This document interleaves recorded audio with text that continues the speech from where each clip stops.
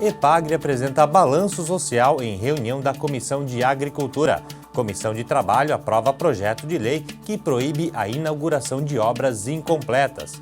Concessão de benefícios fiscais volta ao debate no Parlamento. E ainda, confira os principais temas discutidos pela Comissão de Constituição e Justiça. Hoje é terça-feira, 13 de agosto, e o TVA Notícias começa agora.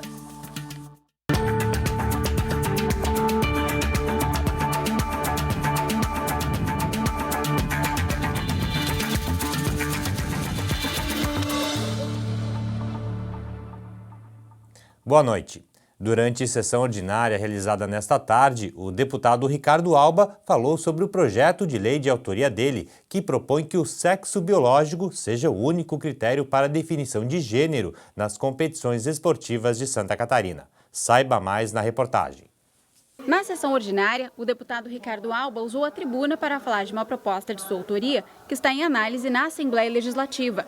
A proposta do parlamentar é estabelecer como critério único para a definição de gênero dos competidores que participarem de disputas esportivas oficiais no Estado o sexo biológico.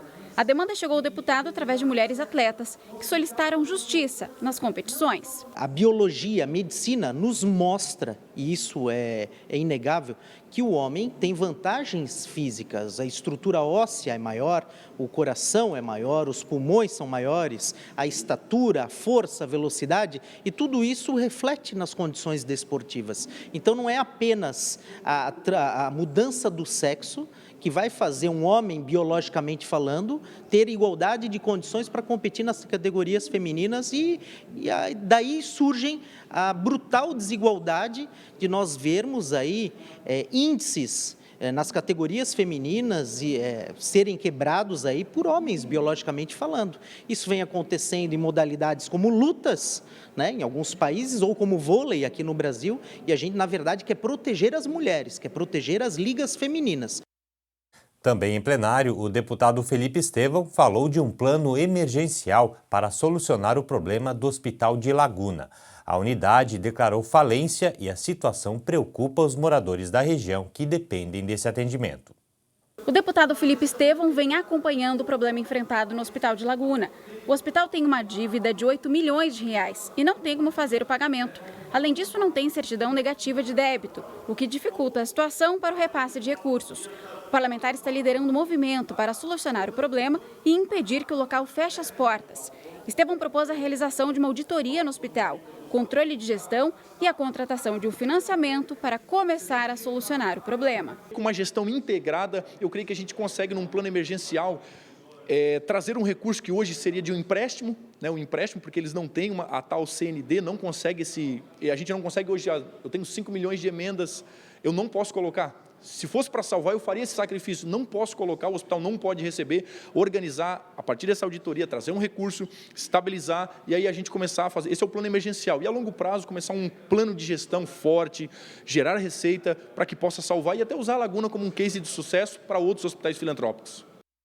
A concessão de benefícios fiscais a diversos setores da economia foi novamente tema de debates aqui no Parlamento. Pela manhã, a Comissão de Constituição e Justiça aprovou a admissibilidade de 4 projetos que sustam os efeitos dos decretos governamentais que retiravam os benefícios. À tarde, durante sessão ordinária, o assunto voltou a ser debatido.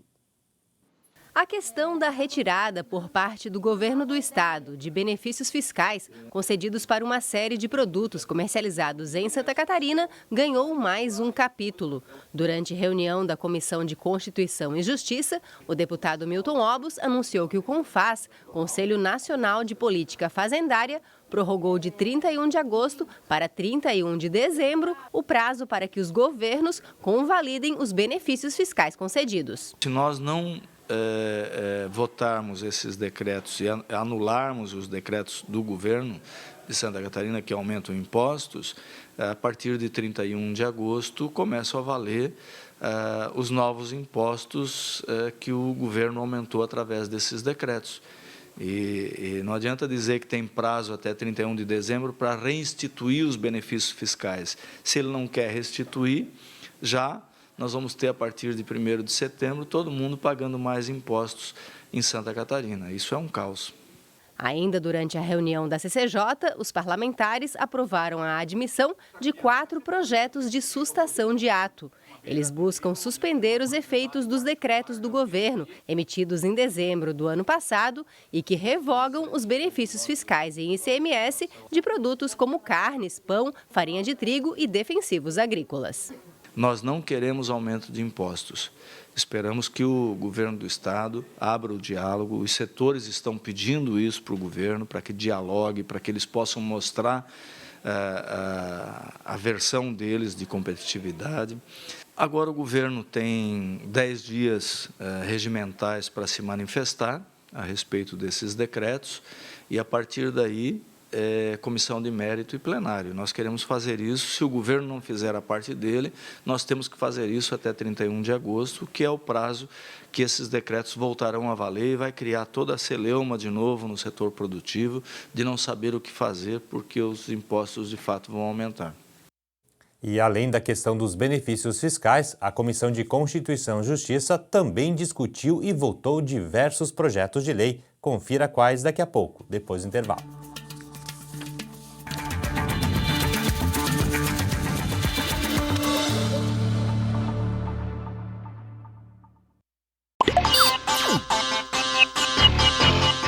O vírus da febre amarela já está circulando no estado de Santa Catarina. No norte do estado já temos registro da doença em humano, que evoluiu para óbito, e em macaco. Mas você sabe como a febre amarela é transmitida? É somente através da picada de mosquitos infectados. No Brasil, atualmente, só temos registro da doença em ambiente silvestre, ou seja, nas matas ou próximas a estas.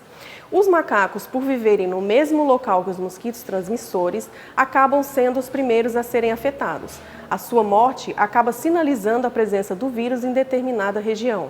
É importante que a população comunique imediatamente qualquer morte ou adoecimento desses animais à vigilância epidemiológica, para que as medidas de controle e prevenção sejam feitas em tempo oportuno.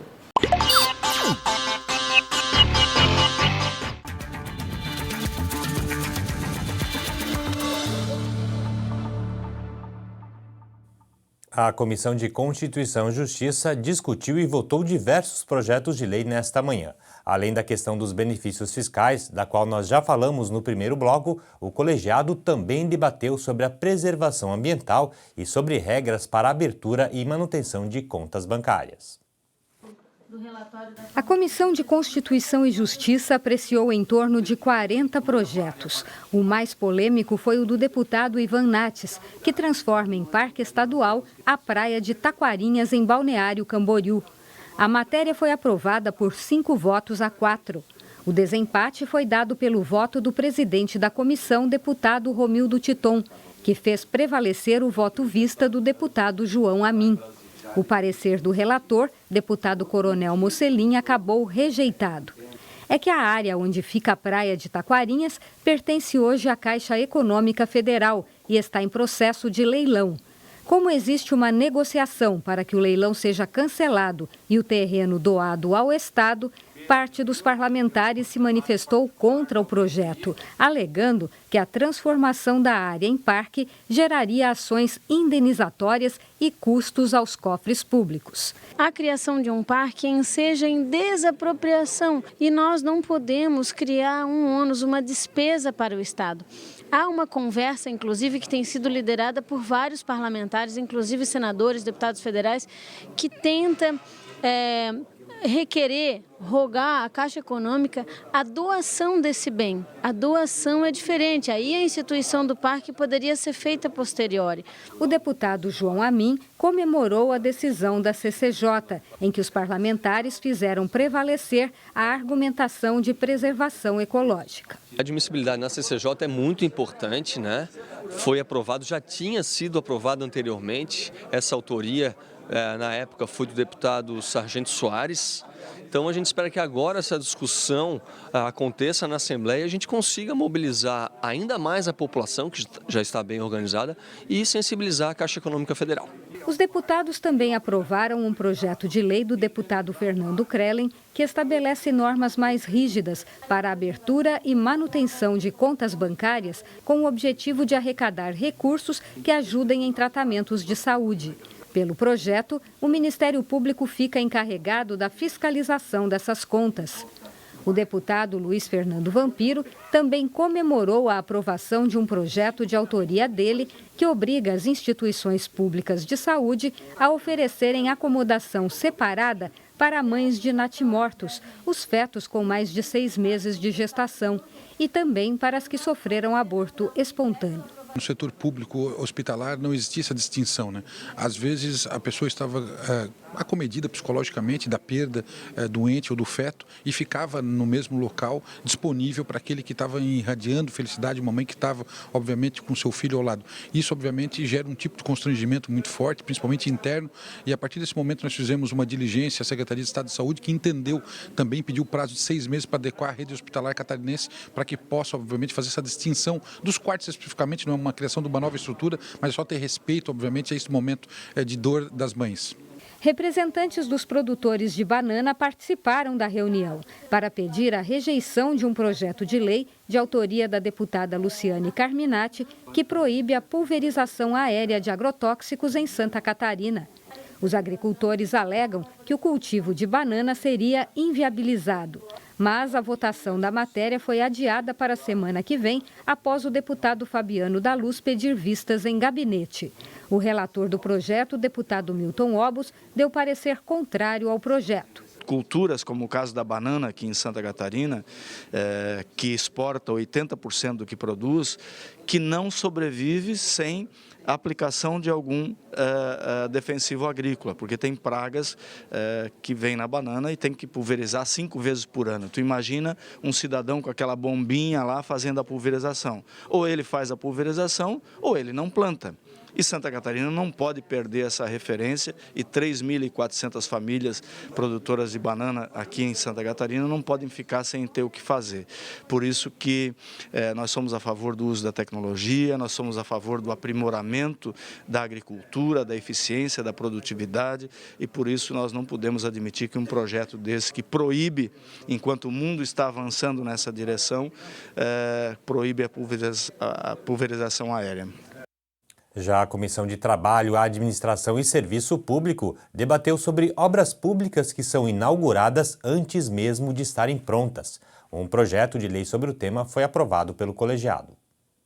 A inauguração de obras incompletas, prática comum em vários estados brasileiros, está prestes a ser proibida em Santa Catarina. O deputado Márcio Machado foi o relator de um projeto de lei na Comissão de Trabalho que proíbe que o governo do estado inaugure qualquer obra que esteja incompleta. O texto foi aprovado pelo colegiado.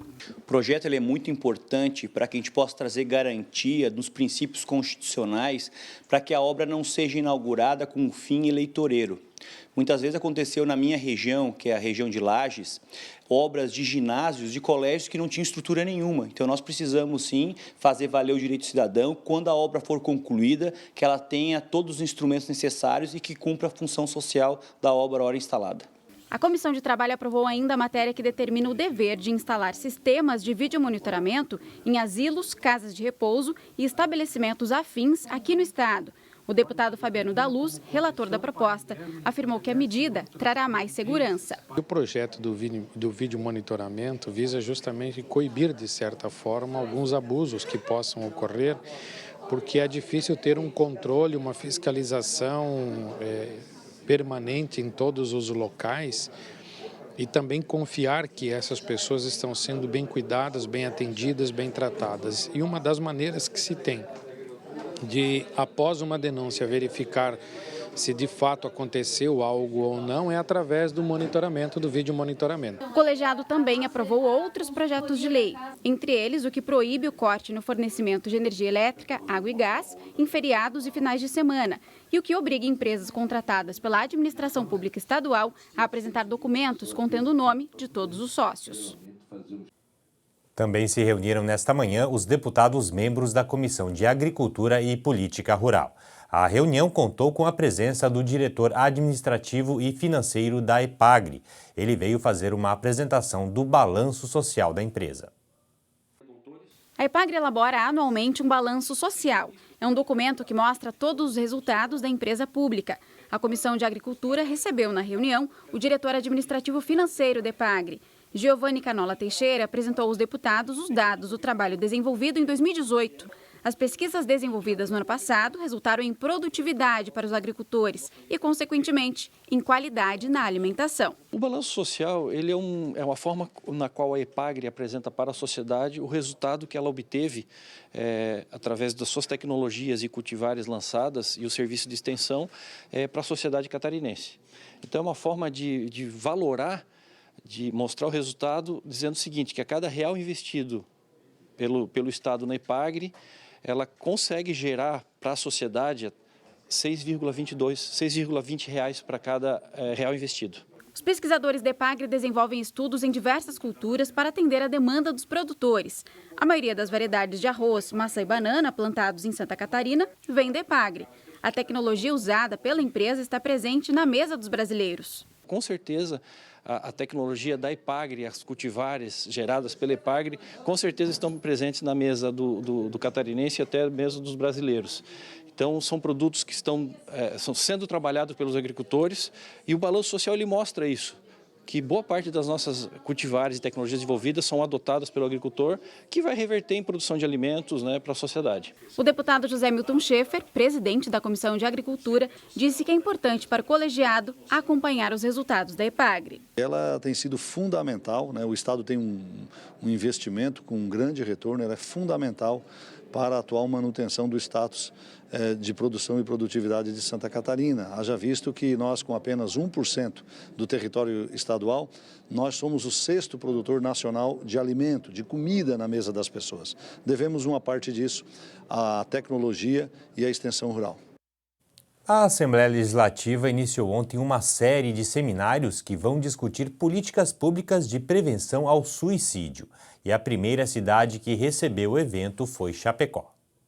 Viver a melhor escolha. O tema apresentado em um seminário promovido em Chapecó, no oeste do estado, fez os participantes refletirem sobre o valor da vida. O evento, realizado pela Assembleia Legislativa através da Comissão de Prevenção e Combate às Drogas e Escola do Legislativo, abriu uma rodada de 8 encontros que vão acontecer até o ano que vem, em todas as regiões de Santa Catarina. No eixo central, a depressão, os efeitos que a doença considerada do século causa até a morte. Para esse especialista e psiquiatra que palestrou para mais de 150 pessoas, o problema tem que ser debatido. O silêncio só aumenta o risco de suicídios. Antigamente, as pessoas morriam de desgosto.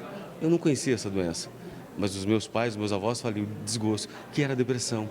Não tratavam, com medo, com preconceito. E falando sobre esse assunto, a gente descobre que na sua família, na minha família, existem pessoas com ansiedade, com depressão, e não é nenhum mal, não é nenhuma coisa horrível. Na verdade, é uma patologia, é uma doença como diabetes, como hipertensão, só que precisa ser falada e tratada.